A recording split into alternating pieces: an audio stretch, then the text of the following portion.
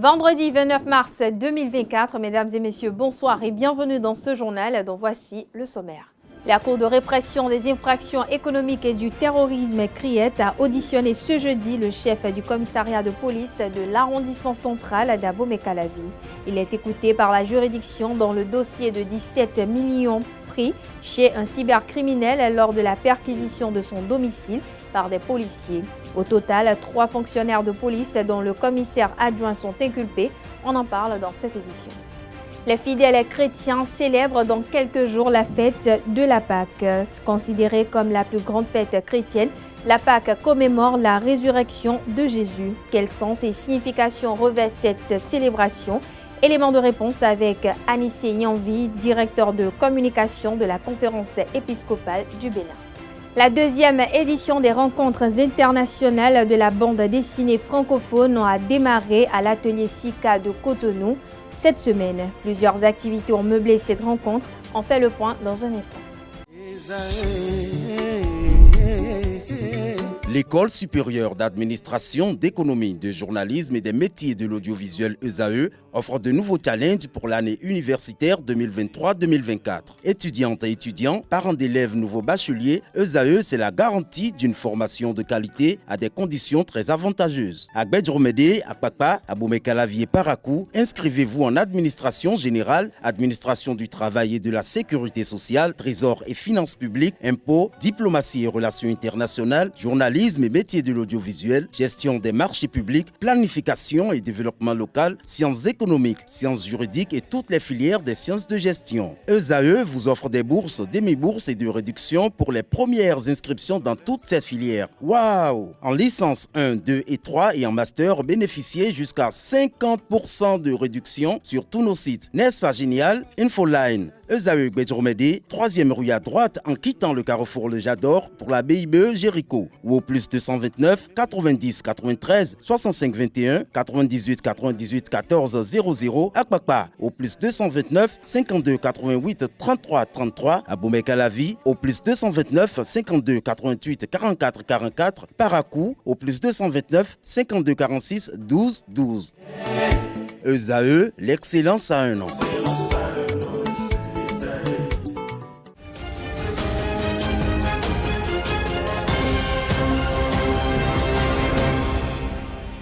À nouveau, bonsoir, ravi de vous retrouver et bienvenue si vous nous rejoignez. La Cour de répression des infractions économiques et du terrorisme CRIET a auditionné ce jeudi 28 mars 2024 le chef du commissariat de police de l'arrondissement central d'Abomey-Calavi.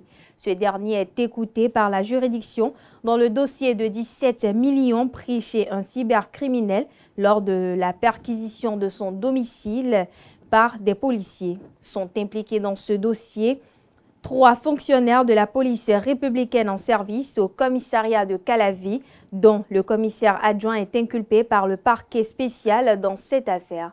À la barre, le capitaine-major a affirmé n'avoir pas du tout été mis au courant de l'opération pour laquelle son adjoint est mis en cause.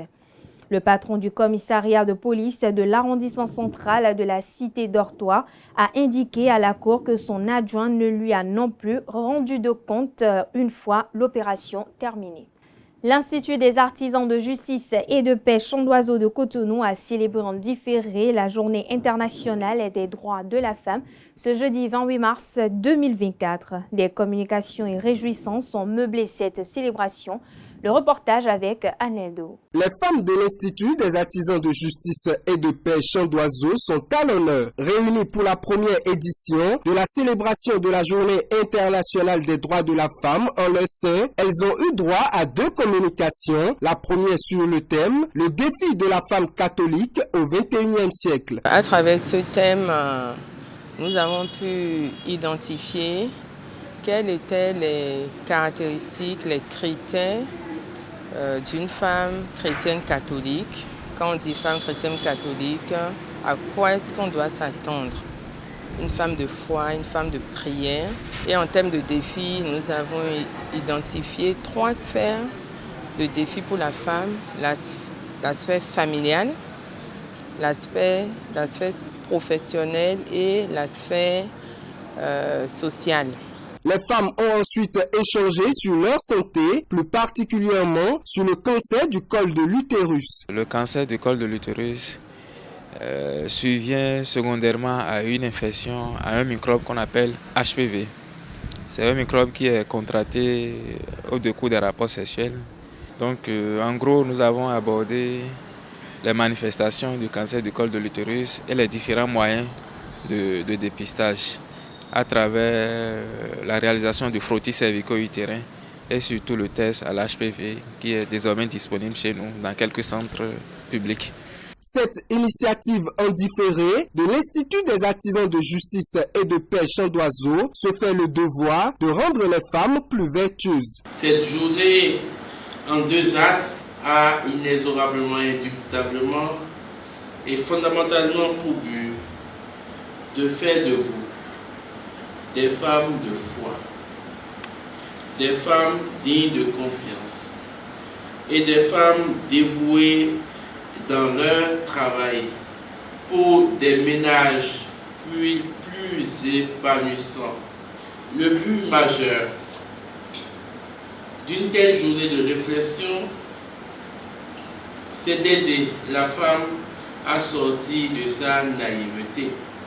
Car la naïveté, c'est le manque d'information. C'est le manque de formation spécialisée. C'est le manque de formation en renforcement de capacités. C'est le manque d'expérience vraie, pratique. C'est le manque d'ouverture à l'autre. C'est le manque de conseils reçus. Pour une première édition, les femmes de l'Institut, à travers ce programme de célébration, ont reçu multiples informations. Franchement parlant, la première édition, c'était meilleur. C'est super, moi j'ai aimé. Il y avait Madame Nadège qui nous a beaucoup plus éclairé sur le plan professionnel, sur la foi. Et il y avait aussi le docteur qui nous a beaucoup plus éclairé sur le cancer du col de l'utérus. Nous remercions le père directeur de l'IHIP qui a initié ce programme.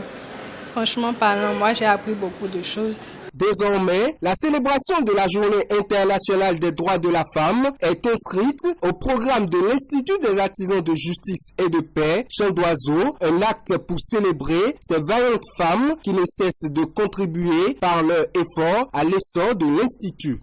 Je l'ai annoncé au sommaire de cette édition, la 2e édition des rencontres internationales de la bande dessinée francophone a démarré à l'atelier SICA de Cotonou ce mercredi 27 mars 2024. Carles Kitome a participé à la cérémonie. Voici son récit. La BD, principalement, c'est un moyen de raconter des histoires, de réfléchir par le texte et le dessin sur des thématiques qui nous importent, qui nous touchent et qui, on pense, peuvent interroger d'autres personnes. Pendant 4 jours, les BDistes francophones écument l'univers de leur profession dans le contexte africain à Cotonou. Les rencontres de la bande dessinée francophone s'inscrivent dans 2 cadres.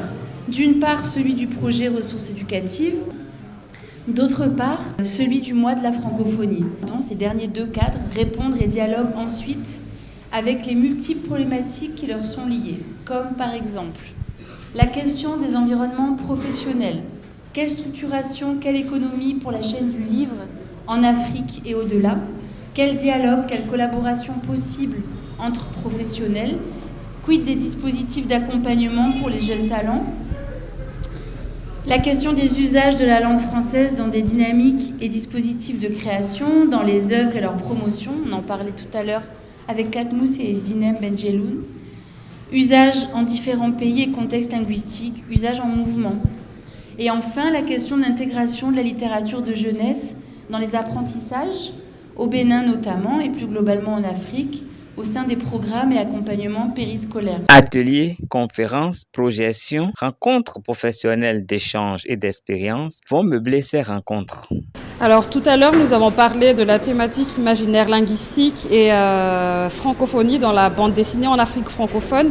Ce qu'on peut retenir, c'est que déjà, ce genre de festival nous réunit pas mal d'auteurs, pas mal de personnes autour d'une même langue. c'est-à-dire le français. Donc c'est une langue avec laquelle on a un rapport assez particulier, un rapport très fort, puisque ça nous permet de dépasser des frontières. Pour moi, personnellement, ça me permet de faire de la bande dessinée, de raconter chez moi avec cette langue-là aux autres. Des BDistes du Bénin, de la Suisse, de la France, de la Belgique, du Cameroun, du Togo, du Madagascar et du Maroc participent à cette deuxième édition des rencontres internationales de la bande dessinée de Cotonou. Je ne sais pas si c'est un refuge, mais en tout cas c'est un vrai moyen, en tout cas personnellement, d'introspection. Mais c'est aussi un moyen de faire des recherches et de partager ces recherches avec des lecteurs et des lectrices et qui dépassent les frontières, qu'elles soient du Maroc ou de... Et là, pour le coup, l'avantage de la langue, c'est que ça peut être lu au Bénin, ça peut être lu au Sénégal, ça peut être lu en Guadeloupe, ça peut être lu... Et puis c'est aussi pour ma part, j'ai choisi des thématiques qui nous concernent, en tout cas, je pense. La langue, l'histoire commune, avec l'histoire commune, l'histoire coloniale, l'histoire qui n'est pas si ancienne que ça, en fait. Le premier acte à cette édition des rencontres internationales de la bande dessinée a été une conférence sur le thème « Imaginaire linguistique et francophonie dans la bande dessinée en Afrique francophone ». Et puis on parle religion à présent. Les fidèles chrétiens célèbrent dans quelques jours la fête de la Pâque. Célébrée pour commémorer la résurrection de Jésus, la Pâque est une fête religieuse qui symbolise la victoire de la vie sur la mort et est considérée comme la plus grande fête chrétienne. Dans l'élément à suivre, Anissé Yanvi, directeur de communication de la conférence épiscopale du Bénin, relève la signification et la portée de cette célébration. Il s'exprime au micro de Nansiré Fatombi et Quentin Amoussou. La Pâque, c'est le grand jour où les chrétiens célèbrent la résurrection du Christ, la victoire éclatante du Christ sur la mort. Donc c'est le grand jour du mystère chrétien, le grand jour où les chrétiens commémore cette résurrection triomphale de Jésus-Christ qui va éventrer le tombeau, qui va en sortir victorieux, vainqueur de toute mort. Et c'est l'espérance pour tout chrétien, justement, cette célébration, c'est l'espérance pour tout chrétien de savoir que tout ne s'arrête pas à la mort ou aux difficultés passagères. Christ peut encore triompher de toute situation de nos vies. Donc c'est un peu ça pour nous, célébrer Pâques. Je ne peux que souhaiter une très bonne fête de Pâques et surtout que nous ressuscitions avec Christ. Il est mort, que nous mourions à nos vieilles habitudes et que nous ressuscitions avec lui pour une vie nouvelle, une vie de charité, une vie de foi authentique et une vie d'espérance. Force est de constater de nos jours dans notre société des gendres qui habitent chez leur belle famille après le mariage. Parfois, il y en a qui en profitent de la gentillesse de leurs beaux-parents et qui s'installent chez eux définitivement. Est-ce une bonne pratique? Est-elle vraiment conseillée? À cette question, quelques citoyens rencontrés dans la ville de Cotonou se sont prononcés. Suivons-les au micro de Francis Farami. Il n'y a pas une norme en la matière qui refute la thèse selon laquelle un gendre peut vivre dans la maison de la belle famille, encore moins la thèse selon laquelle un gendre ne peut pas vivre selon la belle famille. Tout dépend du projet de fiançage, d'union et de mariage du jeune couple. Ce n'est pas possible, ce n'est même pas conseillé. Même d'autres le font. Je les salue parce que moi je ne peux pas le faire. Mais bien sûr que oui. Il y a des gens que je connais qui sont dans la maison du beau-père avec leur femme, c'est-à-dire l'enfant du beau-père. Il y a des cas comme ça. Mais sinon, condition impossible. À Péou, où ils ont adasio. et d'assio et non nos oeufs. Pourquoi si tu connais nos oeufs pour même la famille. Mais le fait que rien d'assis. On a les ati beau père si on veut car on a les ati belle mais si on veut. Et non valeur mon frère. À quoi où est-ce qu'on t'a? Et ayant très couché bah des horons, il va louer bon quoi si tu peux menino la mina do vidota. Mais tu as regardé nous amener dans toi. Mais tu as d'or over amener toi. On a ati belle mais si on veut. Pour père si on veut. On dit à mamba et ouais nan donwe. Zunde à mamba et ouais nan zundonwe. Do a quoi dit où est-ce qu'on t'a si yo. A quoi dit? Bon ka plan non ba ya hobo. Tiens ka plan non. Bon bien ati belle et bon père si on kabi ay belle mais si on veut. Tiens valeur de théâtre. Même dossier mais il sunu adasi yo do tsin mais adon ati to ya. Il est souhaitable que le gendre vive hors du domicile des beaux-parents. Si déjà que la Bible même déclare que l'homme quittera son père et sa mère, il va choisir son épouse et les deux ne feront qu'un, et que déjà l'homme même qui a le domicile de son père, de ses parents, décide pour les mesures de commodité et pour certaines protections de sa femme, de ne pas vivre dans la maison de ses parents, je ne pense pas que c'est chez les beaux-parents qu'il va se retrouver en paix. Je ne dis pas que c'est impossible. Maintenant, j'ai bien parlé des mesures de conservation des bonnes valeurs. Allez rester chez la belle famille, la maison familiale surtout.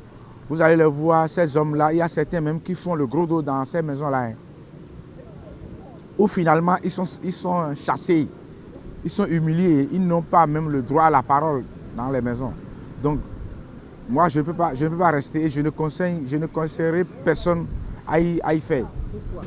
Un gendre qui vit sous les toits du beau-parent, des beaux-parents, pardon, est perçu comme un paresseux, dans une certaine mesure. Parce que déjà, qu'est-ce qui fait qu'on est obligé de vivre sous le toit des beaux-parents? C'est peut-être l'incapacité à la rente, louer les frais de location d'une maison ou d'une chambre dans laquelle on va rester avec sa famille. Alors, si tel n'est pas le cas, je pense qu'il vaudrait mieux aller vivre, choisir un domicile de commun accord avec sa femme, son épouse, et y rester et aller visiter les beaux-parents. L'autre chose, vivre sous le toit des beaux-parents, c'est les impliquer davantage au quotidien du ménage. Parce que tout ce qui va se passer, même si cela demeure silencieux, en acte et en humeur, en émotion, les beaux-parents peuvent avoir lecture de ce qui se passe. Et là, il n'y a plus trop de secret familial entre le couple et le foyer. Et dans le couple, il n'y aura pas plus d'intimité. Parce que mieux, on dit la main qui donne, c'est la main qui ordonne. À l'âge de 26 ans, Marcel Souquet Dandinou, l'ancien capitaine de ESAE Football Club, est sur le point de devenir le numéro 1 de l'équipe nationale du Bénin. De l'UNBFC à JDR Stars FC d'Afrique du Sud. Découvrez le parcours du natif de la cité lacustre de Ganvier dans ce récit signé Seton Delarios Adjagüeno.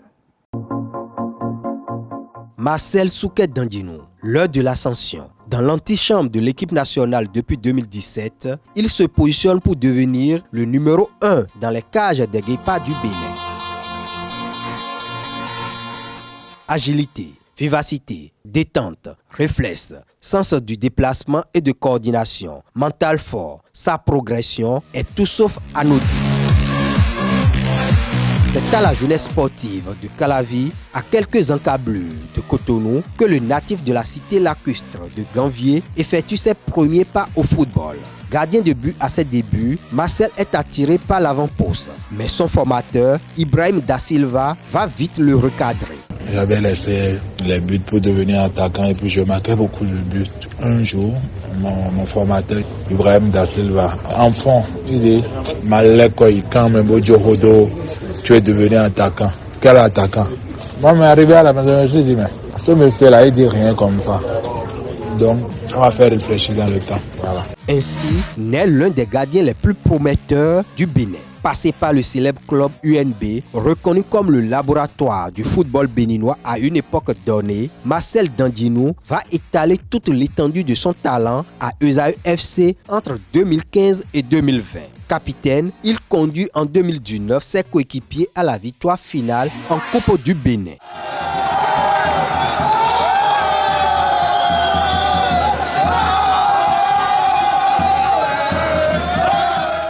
Dans la foulée, il contribue à la saison exceptionnelle de ESAE en Coupe de la Confédération CAF. Il s'illustre notamment face aux académiciens de Salitas FC de Burkina Faso et Génération Foot du Sénégal lors des séances de tir au but et hisse son équipe en phase de groupe. Ces performances lui ouvrent les portes du championnat sud-africain en 2020, où il évolue sous les couleurs de JDR Star FC en 2e division. Dans l'ombre de Badra Ali Sangaré, il s'aguerrit et retrouve une place d'étudiant. Du haut de son 1m84, il s'inscrit dans la trempe des gardiens au bon jeu de pied. Sa référence, Alisson Becker, le portier brésilien de Liverpool. Marcel Souquet Dandinou fait de bonnes relances aussi bien au pied qu'à la main. Meneur d'hommes, il communique, replace et dirige ses partenaires. Son attitude et ses prestations séduisent Michel Dussuyer qui le convoque en sélection nationale A en septembre 2019. Marcel Dandinou, lui aussi était en compétition avec les SAE, c'est aussi ce qui a milité en sa faveur. Et puis après aussi avoir une discussion avec Jonas Bidet concernant un peu l'état de forme des gardiens du moment. On a décidé de le convoquer pour ce rendez-vous. Marcel passe alors un cap après les équipes espoirs et locales. À ce regroupement, il s'est fait remarquer lors du traditionnel bisoutage.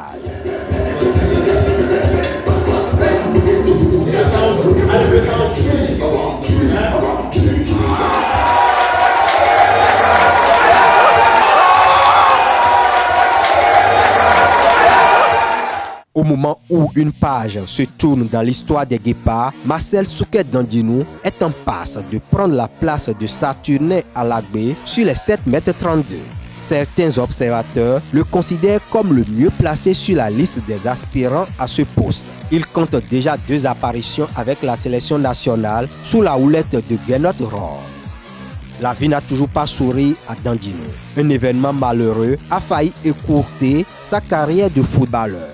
J'avais perdu mes 2 parents, voilà, que j'ai enterré le même jour. C'était, des moments les plus difficiles de ma vie. Malgré les efforts qu'on faisait, voilà, il n'y avait pas de soutien. Malgré les difficultés, il a su faire preuve de résilience pour se retrouver à ce niveau. Sa patience et sa perspicacité ont payé. Cette édition se poursuit. La Super Ligue professionnelle de football du Bénin aborde sa 10e journée ce week-end. Samedi, le co-leader Banigansé reçoit Sobema par Banikwara. Ayema se déplace à Niki pour affronter Cavalier. La jeunesse sportive de Pobé JSP accueille AS Takunin à Jean-Pierre Gascon. Duel des extrêmes entre Requin et le leader d'Adje FC à Kassato. Aspac sera l'hôte d'espoir de Savalou à Tofo. Le dimanche, Dragon rencontre Damissa à Charles de Gaulle de Porto Novo. Chaude empoignade en perspective au stade Goro entre Dynamo d'Abomey 7e et Coton FC 8e. Enfin, l'Autopopo reçoit AS Cotonou à Grand Popo. Voilà, chers internautes, ainsi prend fin cette édition. Merci de l'avoir suivi. Merci de votre fidélité. Belle suite de programme en compagnie de ESAE.